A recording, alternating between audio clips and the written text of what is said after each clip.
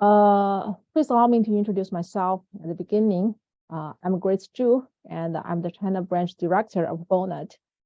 We may not be strangers to most of you. Bonnet China branch has been providing market insight and assistance in the international education area with our in-field knowledge and market experience. On today's webinar, we will also share the updates on recent market trend and provide interpret on related policies. And meanwhile, to better understand the end market and learn study abroad preference of students and parents, we would also like to show the recent survey conducted by our team, which will be presented later by my colleague Su, our senior project consultant, also joined with me today. I believe most of you who may have related experience in China market would agree that for the past academic year, we have already noticed certain shift or changes, but due to multiple reasons, the forecast of 2023 still remains unclear, especially compared to other education markets who may already fully recovered from the pandemic. Therefore, we would like to provide the latest developments and perhaps with some guidance as well.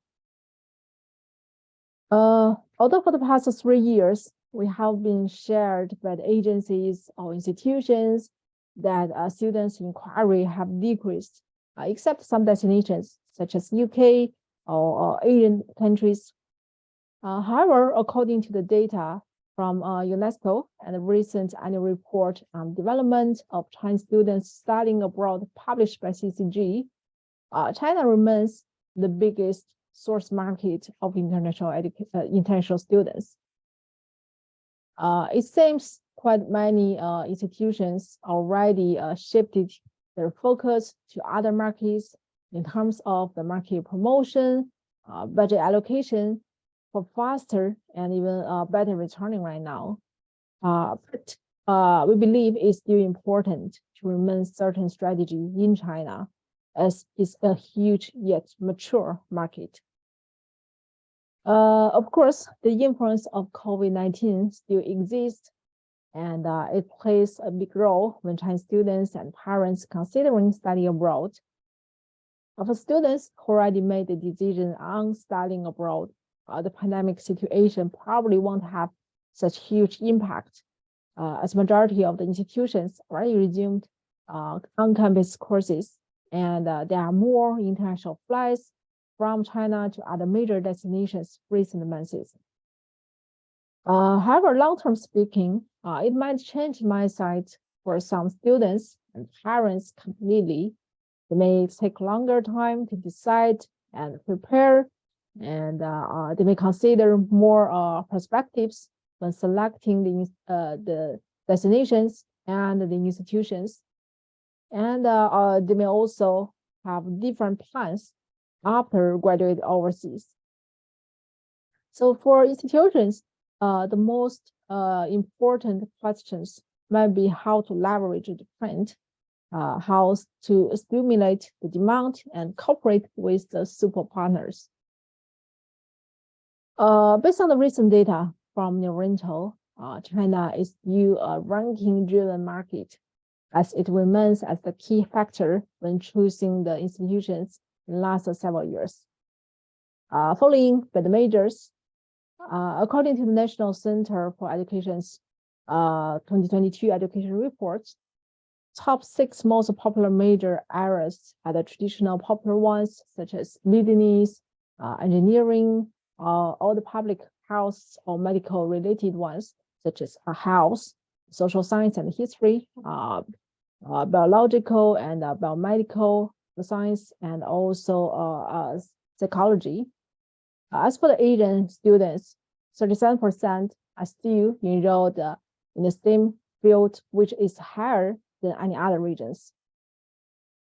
Destination-wise, we have noticed that Australia is recovering since the border opened earlier this year. Student accommodation there is in high demand for 2022 and 2023.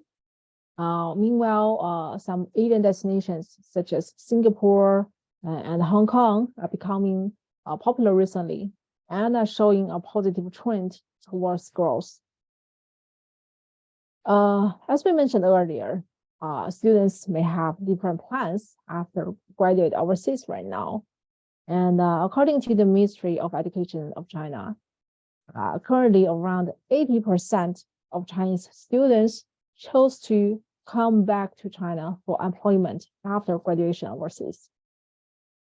Due to the impact of pandemic and economic situation, students are more employment oriented. They may become more active and plan ahead even before the graduation. So an added value for their future career development from the institutions is also an important consideration.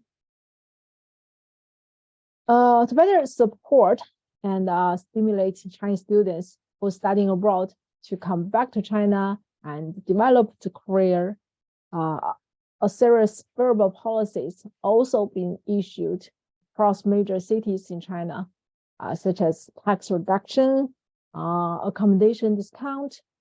Over here, we also listed several examples of tier 1 cities, such as Beijing, Shanghai, and new tier 1 cities like Xi'an and Nanjing. At the same time, Ministry of Education of China also continues to support joint programs. And they have provide domestic learning platforms for students who have difficulties in studying abroad or carrying out relevant enrollment work. In later pages of our presentation, we can also see the findings from our recent survey in this regards. And we can also find out how students consider of joint program and its steps. We all understand that inevitable international education industry is always affected by multiple areas. And one important one would be the international relations. Here, we would like to also show some updates using Australia and Germany as examples. During the last 2 weeks, there were a series of positive diplomatic actions carried between China and Australia. The foreign ministers of two countries discussed and addressed the legitimate concerns and make positive contributions on current global challenges. Later on, the premiers of two countries also met in person, and China also shared that we would like to seize the opportunity of the 50th anniversary of diplomatic relations to promote stable and steady growth of China and Australia relations. Well, again, earlier this week, during the most recent G20 Leaders Summit, our President Xi also met with the Prime Minister of Australia to emphasize the future relationship directions. Similarly, this year is also the 50th anniversary of the establishment of diplomatic relations between China and Germany. Earlier this month, the Prime Minister of Germany led a delegation of senior business leaders to come to visit China and to actively seek the cooperation opportunities with Chinese business community. And he's also the first European state leaders who visit China since the outbreak of pandemic. At the same time, Germany, among other European destinations, have adopted more active policies to attract Chinese students, which has led it became one of the popular destinations in recent years, which we can also see it reflects in our server later on. Before we move on to the next topic, let's take the first two questions. If my colleague can help to put out the first couple questions. So how's your current strategy for China market? If you have already posted all or some activities in China, or are you still keep the same promotion or even more than pre-pandemic? While you are taking the questions, let's move on to the next topic. We would like to share that last Friday, the National Health Commission of China also released the most updated statement and policies on COVID-19 prevention. Here, we also listed the most relevant parts, or where we can see the domestic restrictions and for foreigners entering the country both relaxed. At the same time, there are also expected a gradual increase in frequency of international flights in and out of China. All above updates have sent a positive signal as we expected before, which shows that China is gradually resuming the international mobility, which definitely a good news for overseas institutions, either communication with existing and new partners or promote locally. Before we move on, let's take a look on the result of the question first. Well, as we can see, a majority have selected, they have post all or even or probably some activities to China. I believe it varies because of the sectors. For some sectors such as short terms or ELT probably shifted their focus to other destinations, which understandable, but we may have different opinions, which we would like to elaborate on the next couple of pages. And also it's good to know that there are still less than half of the institutions are still keeping the same promotion, and even quite many, even 8% of participants of today, they are promoting even more compared to pre-pandemic. And that's really good and glad to see the results as it is. And let's move on. And I hope about updates that we have shared and interpreted can somehow provide a macro level picture and the market trends and how it may look like in the coming months. And for the next part, we will be sharing the key findings of our survey conducted towards to students and the parents to have a better understanding on the consumer end. And so thank you, and over to you, Susie. Okay, thank you, Grace. I hope you guys can hear me well. In the next part, I guess we'll be sharing more practical findings from this survey we conducted. Because I think with all the factors that we mentioned above, you might have certain questions or even hesitations towards the China market now. Like, should I invest into China market in 2023? What is the most accepted way to reach out to my target audience? And what could be an attractive selling points for students and parents there? To better understand this unique market, we actually decided to conduct this survey and asking questions directly to the end customers, students and parents. This survey was distributed half to students in high school and university, and the other half was distributed to parents with children from kindergarten to middle school level. The sample distributes evenly among tier 1 to 4 cities, covering from some southern cities like Fuzhou and to northern city like Shenyang. We carefully selected 8 key questions to ask, which is covering their destination and programs preference, key motivation of traveling abroad, school and university selection, and information source, plan after graduation, and their key concerns. So the sample size, as you can read, is 700 in total, and you can also read the distribution of the student age in this page left to the lower part.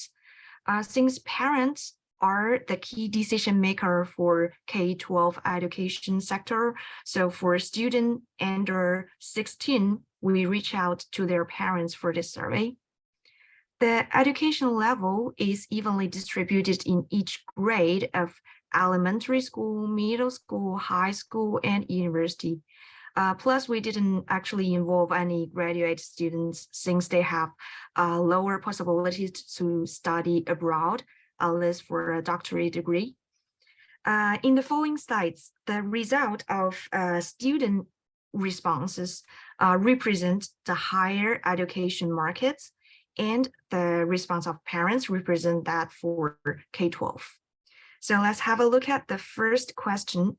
The first question we ask is their preferred destination. This is quite an interesting result, I would say. Australia has become the #1 dream destination for higher education and K-12 sector. Just like Grace introduced in previous market trends, they were already traces showing that Australia is recovering pretty fast ever since the border was opened, and we can expect this trend continues in 2023. And looking at the blue chart on the left side, for higher education, we can see that Canada is ranked the second place for higher education sector, with its, of course, recently released policy favoring international students. And for the first time, US and the UK fall into the 5th and 6th places. It is understandable to a certain degree that destination in Europe or Asia would gain its popularity thanks to their cost effectiveness. Since the beginning of this year, actually, we can feel the economic change in China with the strict pandemic controls 3 years straight. There is less money in people, so that people are spending their money. They're choosing a destination despite traditional English-speaking countries.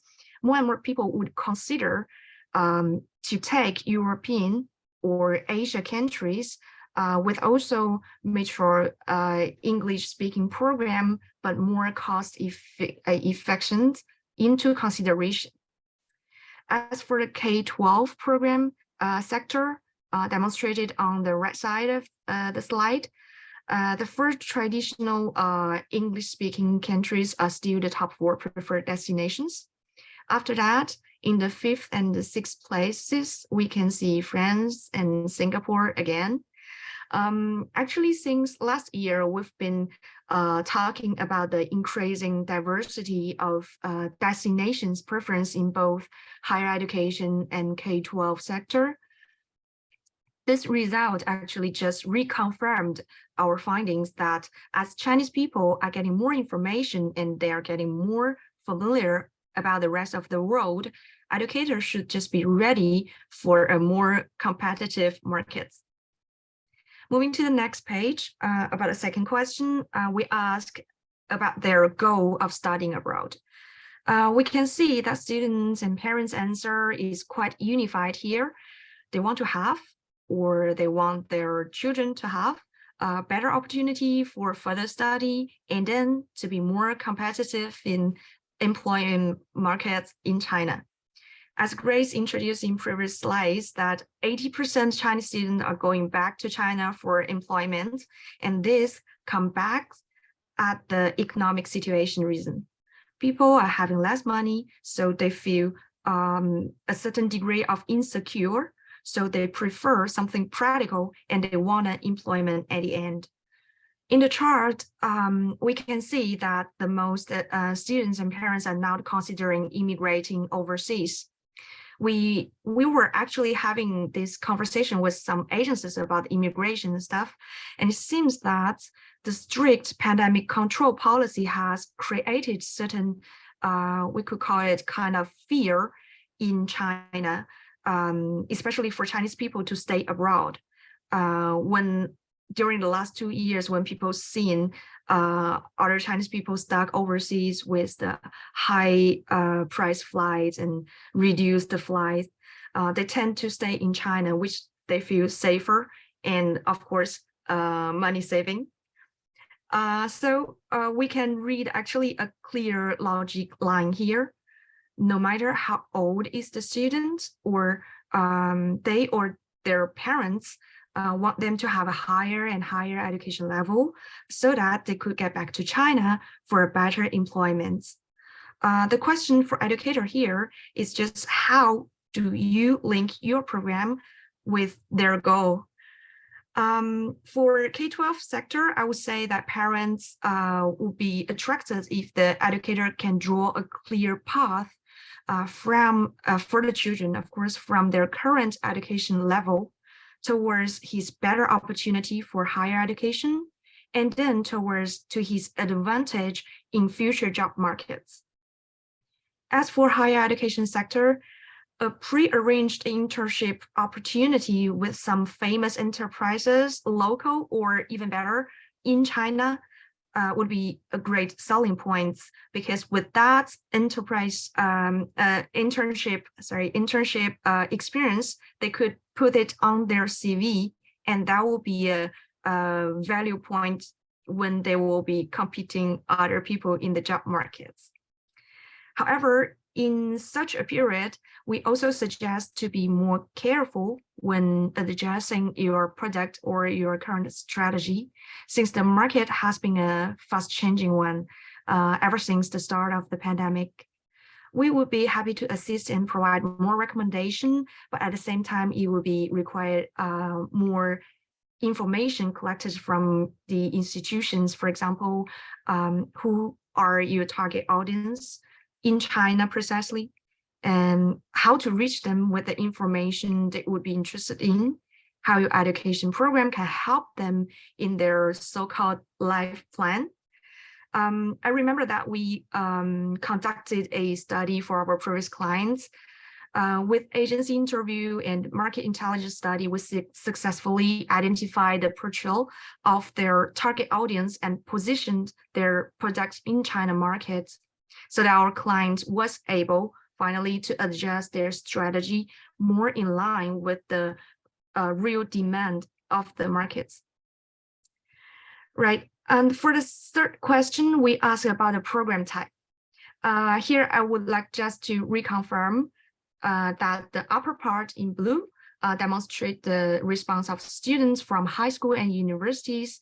Thus, they were asked for higher education programs, and the lower part is the response from parents, and their kids are from kindergarten to middle school. So they were asked about K-12 programs. So let's have a look at the blue chart for higher education. We divided, actually, if you can see, degree program into on-campus ones and hybrid ones. Actually, 7% students are interested in at least one of those two types, either on-campus or online program, but degree programs. And pathway program plus degree program is very popular too.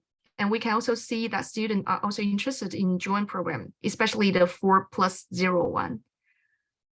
Speaking of this 4+0 joint program, this means that an overseas institution have a certain agreement with a domestic Chinese university, then the student doesn't have to actually go abroad, but he can at the same time have the same education source, and finally the same kind of certificate, and in some cases even two certificates from both universities. So he spent 4 years in China plus 0 year abroad, but gaining a unique education source and plus that certificate from a overseas university. This type of program is the one that is promoted by Chinese government as an alternative to overseas study during the pandemic. Since last year, they mentioned this, and this year they reconfirmed this. We do have certain knowledge, and we conducted a customized study, and we understand that the term joint program can be interpreted into really different types of program in China. And with each type, its own advantage and disadvantage. I don't think there's enough time for us to elaborate here, but if you would be interested in knowing more about such program in China, you could contact us after this session, and we'll be happy to have a deeper conversation. And then when it comes to K-12 education, it is quite clear that parents prefer online programs. Even the pandemic is no longer the first consideration. Parents will still feel safer when their children is around, like closer to them. We can see a certain interest in language learning plus culture program, which is summer camp or winter camp. This part of market is recovering, but very slowly. Actually, 2 months ago, we've been in touch with some agencies based in Hong Kong. We interviewed them about the summer camp, and it seems that they are already receiving some bookings for the next summer. And this is a good signal.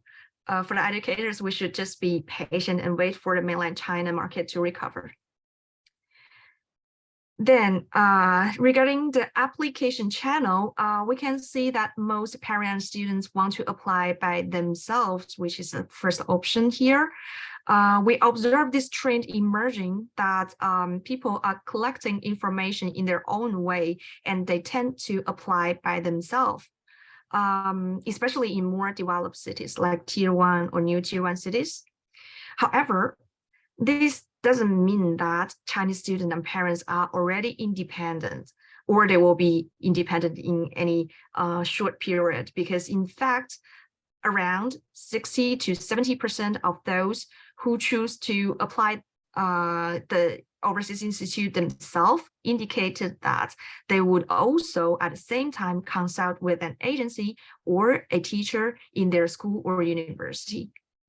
Well, this indicates that students and parents are now just getting information not only from agencies or teachers in their university, but from other different sources.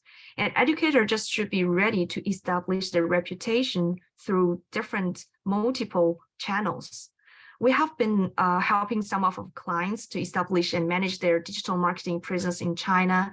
And if you want, you could also reach out to us for information about that, and we could tell you more details about how that works in China.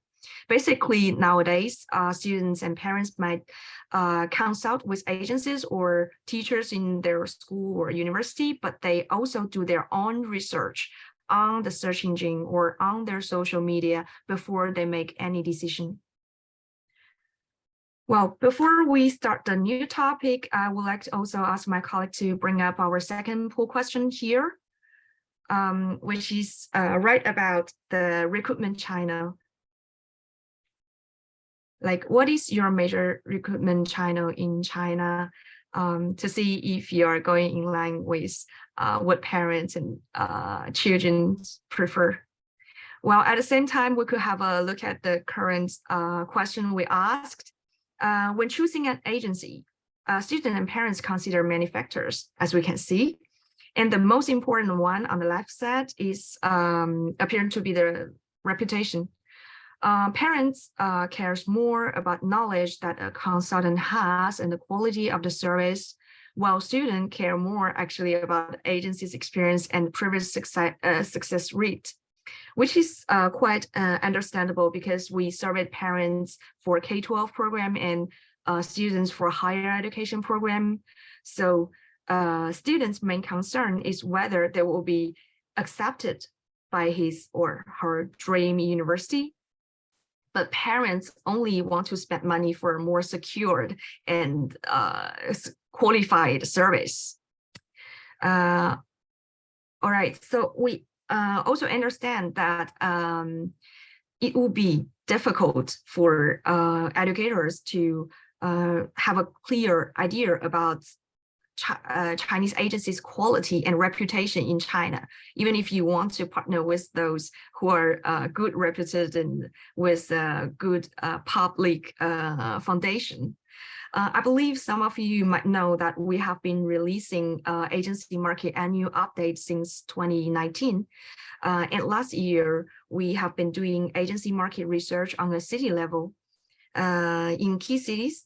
Also, we are going to release our next one, which is the 10th one, about the city Changsha. You could contact us if you haven't received for previous reports. We could send it over. And also you can subscribe to our newsletter to receive any future ones. Right, let's also have a look at the results. I see like most of you are working with agencies. This is quite efficient way working with agencies. And even if, as I said, even if students and parents, they tend to apply themselves, but finally they will consult with someone who's considered like more professional in agencies. And I see that you are also receiving direct applications that might come from your digital marketing presence, I guess, and so your official website. From those who get direct applications from China, that means, I'm just guessing, you are having a more mature material prepared for students and parents to reference, perhaps a Chinese like translated website or more materials access to them. And I see that few of you having a local representative in China, which is really good idea, because having someone in China and solving the problem of time difference and culture difference is really really an important thing to promote your program, especially when you're a student and parents, they are having a question, they don't care the working hour of yours, they just want a quick response on WeChat, which is also good. But I see that none of you choose aggregators and only 6% choose university partners. We'll be talking about university partners later, especially about those teachers based in universities. Right, let's move on to the next one. The sixth question. This is about the most trusted information source. As mentioned before, even students and parents would love to apply for themselves, but the opinion from other people is very important. From this chart, we can see from the left side, people trust overseas ranking website. And I guess it doesn't surprise anyone with China market's reputation of ranking oriented. And moving downwards, we see people tend to listen to their family and friends. And this suggests that educators probably should think about building up a public price. And we can also see that people trust a teacher from their current school or university more than agencies. This is what we were talking about, like university partner or teachers in their university. But when we look into those two entities, teacher in the university and agencies, they have basically the same function. In most school and universities, the international department is just a in-campus or campus-based agency. We are in contact with like a lot of them, and they operate almost the same way as traditional agencies, except that they have stable student source. The recommendation here for educators would be start to reach out, if you haven't, to some international schools or international departments in schools and universities. We've been helping some educators to make such connections for long, and our experience here told us that it is harder, of course, to establish the connection, to establish a partnership with such campus-based agency, but it does worth it. Then moving on to the seventh question, we asked about after graduation plan. Well, there's no surprise here. More than half of students after overseas higher education would look for employment directly and mostly back in China, which is aligned with the data published by the Ministry of Education recently. Again, emphasizing the importance of building the path from an overseas program to a secured good employment. When we look at the parents' response for K-12 sector, most of them want their children to continue study in current destination or in another country. This is also in line with their goal of sending their children abroad for higher education and finally have a good job. And then we ask about their key concerns. We can see that generally parents are more worried about everything everywhere. And if we look closer, we see that approach to pandemic is still the #1 worry, with crime and discrimination falling. Well, as we mentioned before, the COVID-19 thing is still creating certain so-called fears in China. At least it is considered very seriously, and due to the policy. So even if I understand and I heard that some of you might already have a loosened policy, or it doesn't really matter in your place, but we have to think in Chinese parents and students way. We should still emphasize the COVID-19 management when promoting the program. And more testimonial from Chinese students, especially those who traveled after the pandemic breakouts, should be definitely a great help to allay the fears. Well, all in all, in the past 3 years, pandemic has greatly influenced Chinese people, like in many ways. And when preparing for the rebound of these markets, it is crucial to keep the strategy updated into these so-called post-pandemic markets, and to be one of the first to meet people's nowadays emerging demands. And as for the conclusion, we can have a quick look at what was demonstrated in the survey results. Australia is rising rapidly, and opportunity also been seen in European countries, for example, Singapore. And during our previous conversation with agencies, they were also mentioning Hong Kong as a popular destination. And for K-12 section, we see that English-speaking countries still dominating the market. And parents, they want a more secure solution.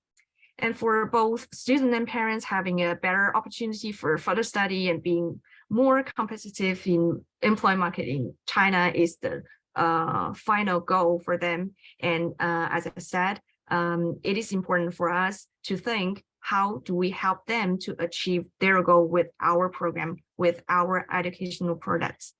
And for higher education, students are more interested in pathway plus degree programs and JOIN programs. And for JOIN programs, and more students now are preferring the 4+0 program, which is actually promoted by the officials in China. And around half of students still prefer like online delivery mode for now, especially for K-12 sector, for younger kids, where parents will prefer, again, a safer plan. More and more students planning for overseas education independently, with, of course, consultation with agencies and teachers and friends and families. And this suggests us to pay more attention to build up a reputation in more general way, not only with agencies, but we should create something that they can find online too, with their social media, which will reconfirm the information they get from agencies or university. And students and parents we surveyed prefer a counseling teacher in their current university, which suggests us to start or continue to get in touch with those international departments in universities. And when choosing an agency, parents attach more importance to the quality of service, and students care more about previous success rate. And this suggests for higher education sector, the educator could think about those students who want to get in your school or university, but they are not yet so qualified. Perhaps design some flexible admission requirements or some pathway programs to help them too would be a good idea. And overseas ranking websites are the most trusted channel for students, with no surprise. And parents place more trust in families, friends, and their current schools. Also, most higher education students choose to come back to China for employment opportunities. We have introduced that before. And as for the K-12 sectors, most parents prefer their kids to stay in their current destination for further study, because the final goal is for overseas higher education, which is like more valuable. Students are employment driven, and their decision mostly about employment. And for this part, our suggestion is to have some cooperation with enterprises and to create some internship opportunities. The best would be if to develop something already in China for those students to finish their study overseas, but they could link themselves back in China already with the internship. And the pandemic is still the top concern among student and parents, following by the crime and discrimination. And those are the points that we should emphasize when promoting our program to students and parents. And lastly, students have fewer concerns in terms of long-term career development than their parents. That is the same thing too. When we are doing this survey, when we're analyzing the result, we see that students, they have certain limitation when they're answering some long-term questions, because they're at that age where they look only for perhaps this year or 2 or 3 years ahead.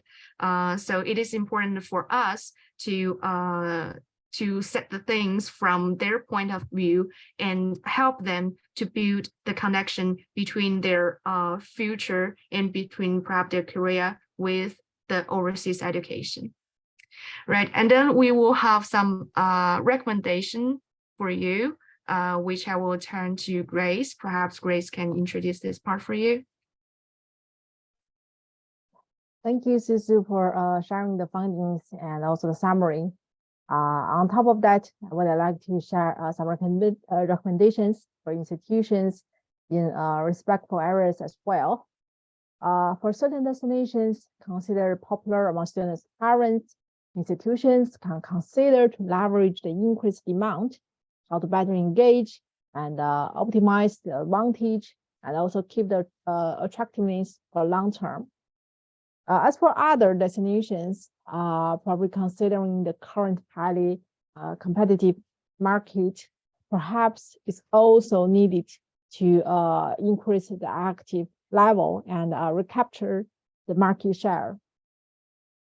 We have noticed that students are often employment oriented, and this could also, as you mentioned, institutions can take into consideration during the course design and market promotion those practical, more competitive skills, certain internships, arrangement, or even career guidance can be attractive, especially for higher education sector.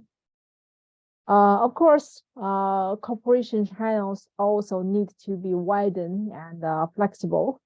I believe many already have some plans in working with Chinese schools or universities in different formats. While keeping the connections with agents partners also important, as they are still the one of the most direct and fastest to become effective channels. Choosing the right partners also requires a certain understanding and also the market knowledge, and also we believe for institutions is those agents partners with good local reputations can be quite helpful, especially with K-12 sectors.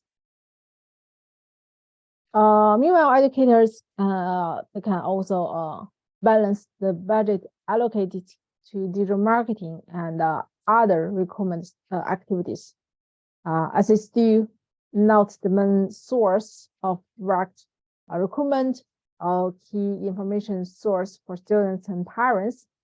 As the pool results showed that actually currently majority of the student source are still coming from the agencies and or maybe with direct recruitment and also with the local reps.